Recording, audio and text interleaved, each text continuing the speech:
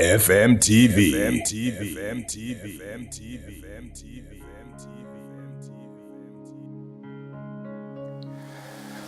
What is it in your life that, much against the training that you've had, the experience that you've gone through, and all the knowledge that you have, makes you do things that are contrary to all of that? There are times in our lives when things happen that you wonder why they happened, given the background of that person, given the knowledge and the experience of that person. I have seen CEOs crash. I have seen people who would otherwise make very wise judgments that at the end of the day you ask yourself, what was it that made this person do this kind of thing? Let me give you an analogy. In March 27, 1977, Canary Islands off the west coast of Africa, something happened that illustrates this.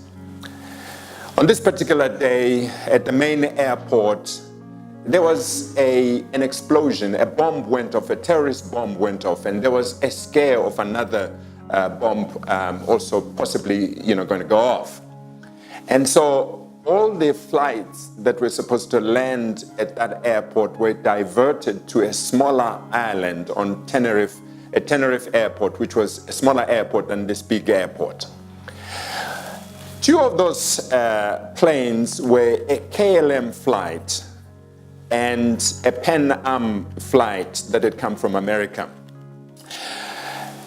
Because this airport was so small, the planes had to be parked in a particular way. This airport was not at all built to take in large aircraft like this. Well, to cut a long story short, this KLM flight was ready to take off. And at the point that the pilot was supposed to take off, he was supposed to get clearance from the control tower. What he got from the control tower was clearance for his flight path and not for takeoff.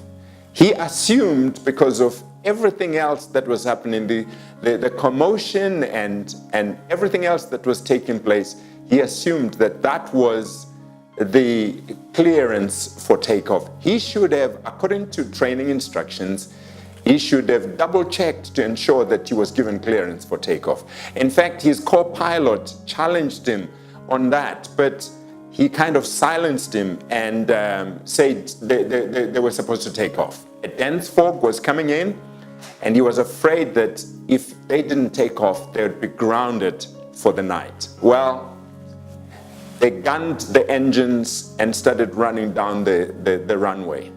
Not too far down the runway, they realized that there was a Pan Am flight that was straggled across the runway. This guy had not managed to go off on a side line and was still on the runway.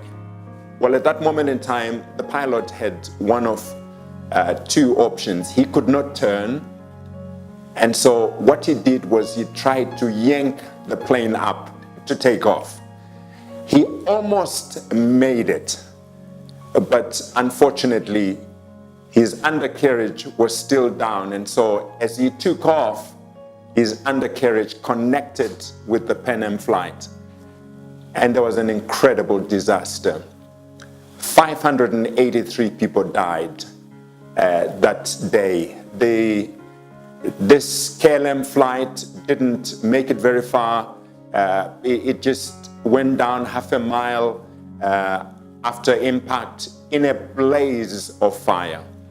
Initially, the people at the airport thought the accident was to do with the Pan Am flight. They didn't realize that it actually involved two airplanes. And 583 people perished that day. It's actually the worst disaster involving two aircraft that's ever occurred in the world. When KLM came to investigate this disaster, they looked for their most trusted pilot who had actually been on a safety course for 6 months prior to this. And they couldn't find him. Nobody knew where he was until they discovered that the man who was the pilot on that flight, who gave the instructions to take off, was actually their safety expert. What was it that caused this man to take an action that resulted in the loss of so many lives? He should have known better. He was a safety expert. And yet, for some unknown reason, he gave an instruction that was contrary to his training, contrary to his experience, and the result was a very unfortunate disaster. Sometimes we may tell ourselves, well, we're not quite sure what got into him that day. Well, it happens in our lives as well. There are things that we do that are contrary to our better judgment. It's called the inevitable pull of the irrational. Sometimes we are pulled to the irrational in our lives. We do things that there's something inside us that causes us to rebel against everything that we know and everything that is set that we know is right.